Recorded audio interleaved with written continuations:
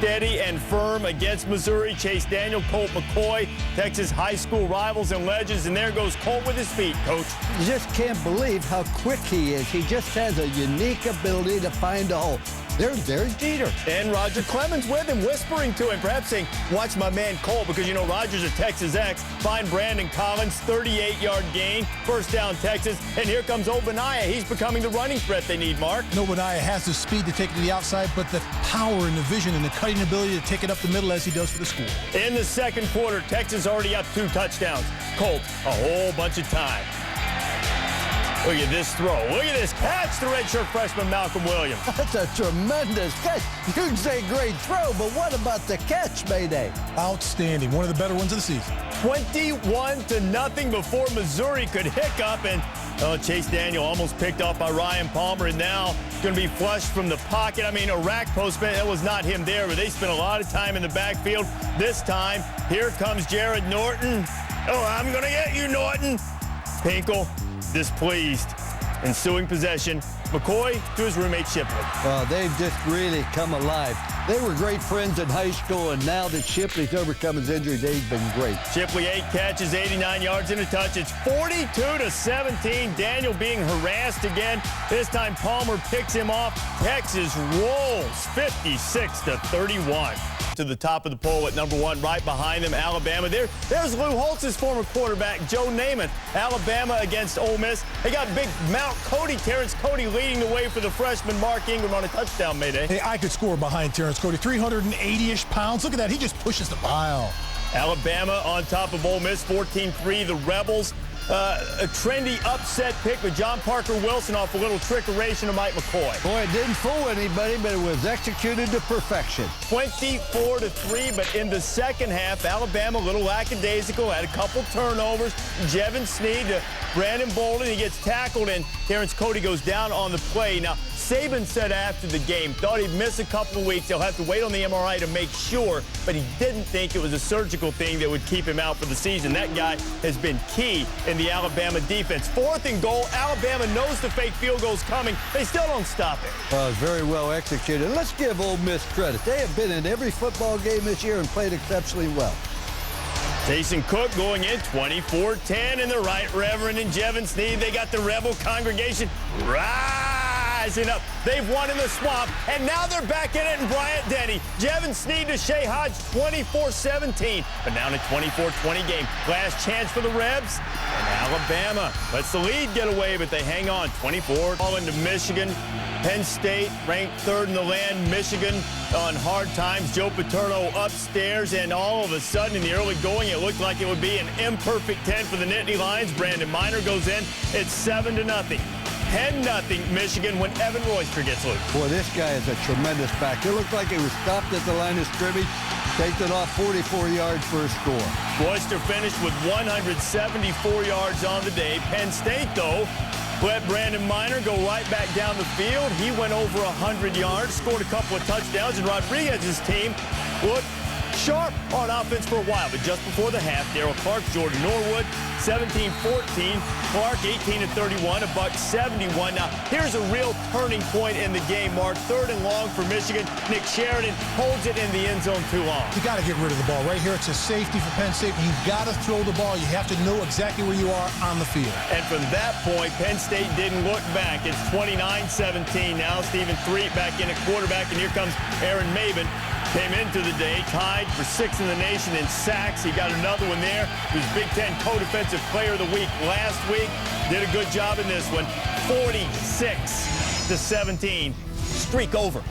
Ohio State and Michigan State unbeaten in conference play. Both of these teams. Here is Terrell Pryor. He's always going to bounce it to the outside. He has such great speed, just waltzes into the end zone. Pryor putting Ohio State up 7-0. Brian Hoyer trying to get Sparty in it. Keyshawn Martin, good move by him, but one of 5 Sparty turnovers. Donald Washington scooping, going the other way. Now on 3rd and goal, Pryor, Brian Robisky would hook up. And on the big stage, Pryor does a great job. Terrell Pryor here. Look at him avoid the rush, get to the outside, put the ball right on the money for the score for Ohio State.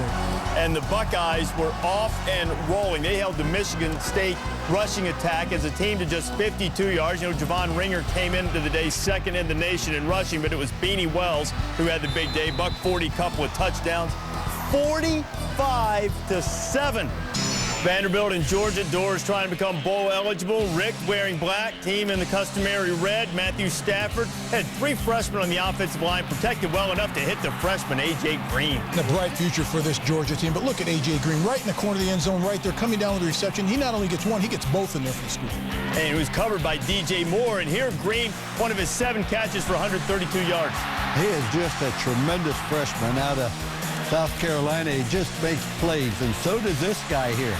No Sean Marino, 172 yards and a touchdown, and the Dogs were up 21-7. But you know, Georgia kind of let Vandy stay in and had some turnovers for the second time of the day. Mackenzie Adams, Jamie Graham, and now the Doors down by 7. Fourth quarter, 4th and 4. Steve Martin, Bobby Johnson's team, last chance. Adams complete to Graham.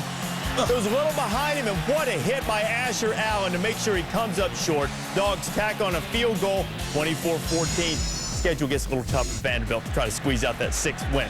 LSU and South Carolina. South Carolina hasn't beaten the Bayou Bengals at home since 1930.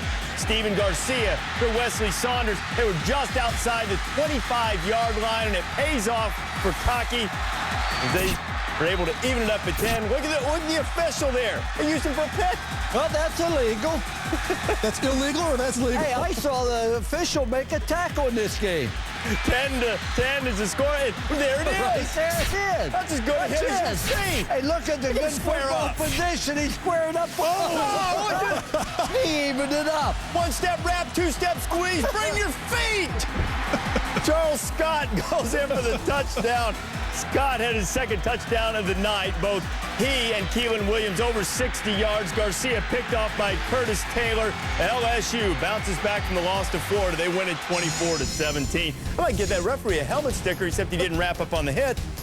North Carolina and Virginia. Virginia's won 13 straight against North Carolina at home, dating to 1981.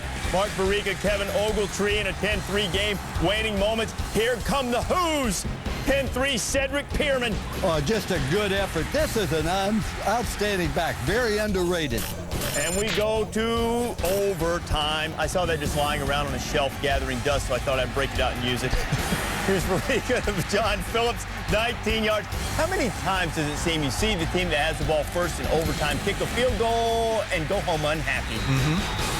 And again, North Carolina goes home from Charlottesville unhappy. What do you think of the crowd? I think they has more speed in their student body than anybody I've seen storm the field. They stormed the field a lot at Virginia, it seems. I'm not sure that one was legitimate. Wake Forest and Maryland. Oh, which May? You got multiple personality Maryland here. Was it good Maryland or bad Maryland today, Mark? I think it was Dr. Jekyll today. That's the good one, right? Yeah, that's a good one. Mr. Hyde's the bad guy. Well, Mr. Hyde, that's what Wake wanted to do, was find a place to hide. Riley Skinner's pass is broken up by Jeremy Navarre. Wake turns it over on downs. Hey, look, Wake has scored 12 and 12 in their first 2 ACC games, but they've won both of them. Skinner gets sacked by Moses Foku. 219 yards of total offense for Wake and Napoleon Dynamite. Chris Turner to Danny Okendo. Maryland shuts out a ranked opponent for the first time since 1955. Good Terps. Terps with a shot to go to the championship game. They win it 26-0. Matty Ice, Matt Ryan watching the alma mater, Boston College against Virginia Tech. Chris Crane in the early going. Macho Harris tipped it. Brett Warren the other way. A terrific job by Macho Harris tipping that ball up. It's the old tip drill. You guys behind you, get the ball, catch it, take it in for the score. There were 3 non-offensive touchdowns in this game, but not all by Virginia Tech. Here's a Pontiac game-changing nominee moment. Rich Gunnell going to go 65 yards. What happened to Virginia Tech's outstanding kicking game? That's 2 games this year that they have been burnt in that area. Also had a punt blocked in this game, too. 14-10 game. Chris Crane firing up and getting it to Ifeanyi Moma. 28-23. Close friends. Of course, Mangino, part of that national championship staff back in 2000. This is a great run from Chris Brown. One thing he can do is he can turn the corner. When he decides to get across that goal line, no one's going to stop him. Touchdown Sooners. You know, Sooners were prolific on offense. So, too, was Kansas. Coach Todd Reesing to Desmond Briscoe. Well, here's a missed assignment again in the secondary. That hurt him against Texas. Looked like it might hurt him against Kansas. Briscoe had 9 catches, 193 yards in the first half against Oklahoma. Here is Bradford to Joaquin Iglesias to all the yards I've gained before. He had 10 catches for $179 in the first half.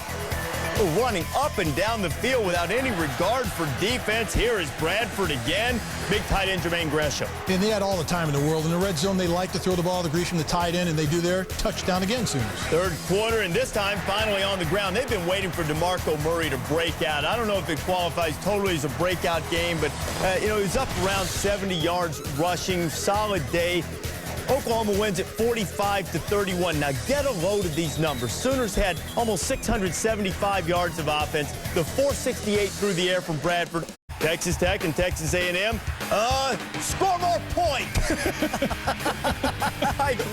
You're going to understand why he said that here. Tech and A&M. Gerard Johnson finds Steve Tannehill.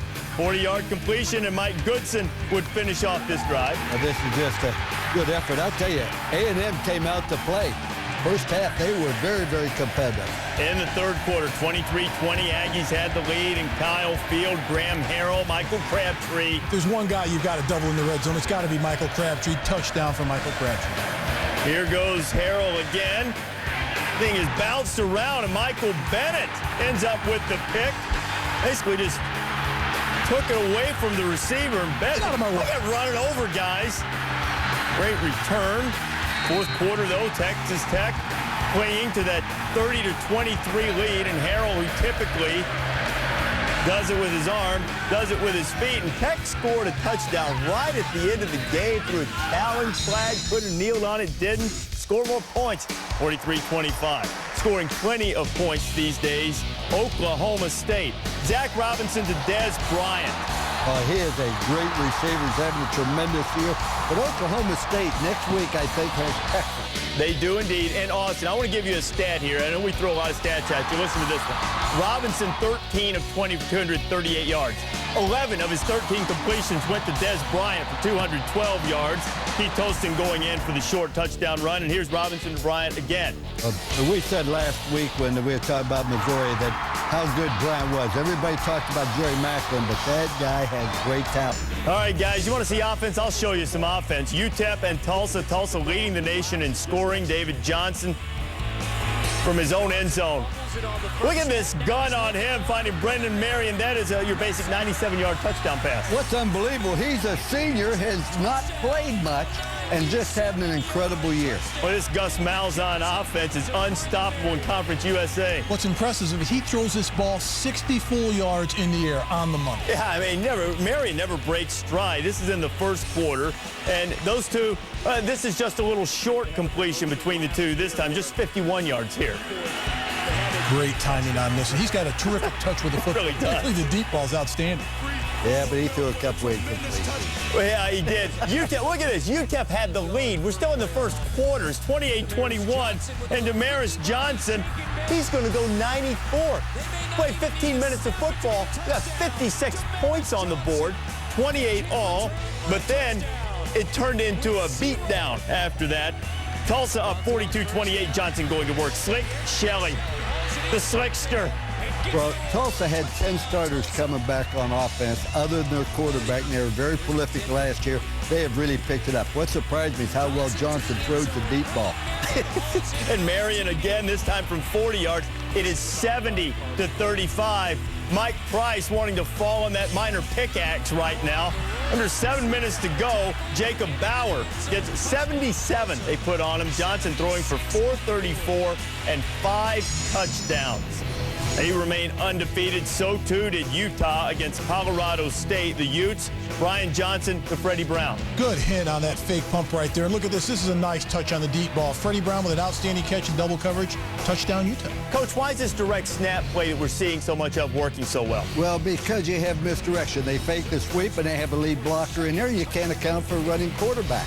Man Asiata, running back by trade, quarterback on that play, scored his second touchdown of the game. Johnson, David Reed, Utah pulling away 49-16. Johnson was a great runner. At a day like this.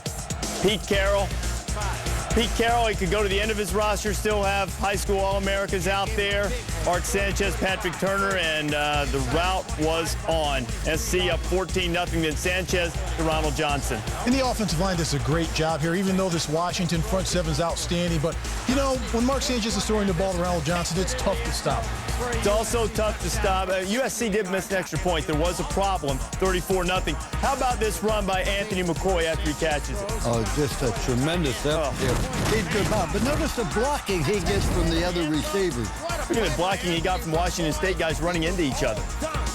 USC's largest win since 1931 in poor Washington State. It's the fourth time they've given up 60 or more. First major college team to ever do that in a season. Pittsburgh and Navy. Pittsburgh, perhaps the favorite in the Big East. Look at Conridge Collins leading the way for LaShawn McCoy. Oh, he's an excellent fullback blocker. Look at him kicking it out right there. LaShawn McCoy cutting it back inside for the score. Pretty good little hot move, too, by Shady. He's the real Shady. All you other Shadies are just imitating. There goes LaShawn McCoy, buck 56 and 3 touchdowns. He is really playing rough. Pitt, after losing to Bowling Green, has zeroed off, what, 6 wins in a row, Mayday? 5-1. They're a win away from being bowl eligible. They beat South Florida to get the driver's seat in the Big East. South Florida against Syracuse. Grothy to Torres Johnson. Then Grothy doing it with his feet. Well, he can run. I mean, he has a natural instinct. And he's the leader. He reminds you a lot of Colt McCoy, not to the extent, but he's the focus of their offense. He led the team with 72 yards rushing, also 19 of 26, 255 through the air, and found Johnson again. Grothy accounting for 4 touchdowns passing and running. South Florida continues the Syracuse woes, 45-13. Greg Robinson now 2 and 22 in Big East play. Running down the hill for Dabo. Clemson and Georgia Tech. I'll tell you this, too. If I could go to the middle of that field right now, and they came over and they said, okay, listen, you can be the head coach today in your first game. Nobody knows anything. You get to choose the team. I choose this team every time. Dabo Swinney taking over for Tommy Boughton, who was relieved of his duties in the middle of the week and started a little trickeration, and Tyler Gresham throws the interception to Dominique Reese, and Tech on top 7-0 just like that. Willie Korn got the start at quarterback for Dabo, and he got hurt, so Cullen Harper comes into the game. He finds Aaron Kelly. It's just a throwback screen. He gets a pretty good blocking. He has excellent speed. Cut the lead to 17-14. Clemson punting on 4th and 2. Dawson Zimmerman, just a horrific punt. And Dabo nicknamed that because his brother was trying to say that boy and couldn't quite get it out. And the nickname stuck. He's not pleased with his punter. I'm sure Paul Johnson's going to be most pleased with Josh Nesbitt, who would find Demarius Thomas. And a nice job right here of protection. But look at the throw by Josh Nesbitt. Double pumps, gets it out there, finally catches it right there on the sidelines and takes the lead. There's a nominee for the Pontiac game-changing performance. We'll give you the finalist in a bit. And you see how Thomas, what a sweet move. He just put Chris Chancellor in the toaster. Call the burn unit. Chancellor's in trouble. Clemson with a 4th and 12, 3 minutes to go. Cullen Harper finding Jacoby Ford. First down. But things are not going well for the fellas in orange. Holding back the other way. So on 4th and 22, going to break out the hook and ladder. Yeah, but I want to say this. It was a very questionable hold call when I looked at it. And that's the way things have gone for Clemson. The Tigers fall a game under 500, losing 21-17. Only one team in the Pac-10 without a conference loss. That is Cal, taking on Willie Tuatama and Arizona. The Wildcats coming off a devastating loss to Stanford last week. Javid Best back for Cal, and at his best had the dislocated elbow earlier in the season. He's dislocating the Wildcat D on the 67-yard touchdown run to even the game at 14. Back and forth, 28-27. Zona with the lead. Nate Longshore, ill-advised into traffic. Devin Ross, the pick 6, and Mike Stoops' team Every time they have something good happen, they follow it with something bad, but they followed their loss to Stanford by taking care of Cal at home, and now everybody in the Pac-10. A thrilling finish in the Arkansas-Kentucky game. Randall Cobb wearing the number 12 of Dickie Lyons Jr., who blew a knee last week. 20-7, Arkansas had the lead under 5 minutes to go in the game, and there is Mike Hartline to Cobb. All of a sudden, it's 20-14, under 2:30. Hartline to Randall Cobb. Would you say Tex delivered the knockout punch, Mayday? Oh, it was a right uppercut. 21-20, the Cats come back in the final 5 minutes. Casey Dick trying to save the Hogs, but Marcus McClinton is there for the pick, and Kentucky beats Arkansas, and former Louisville coach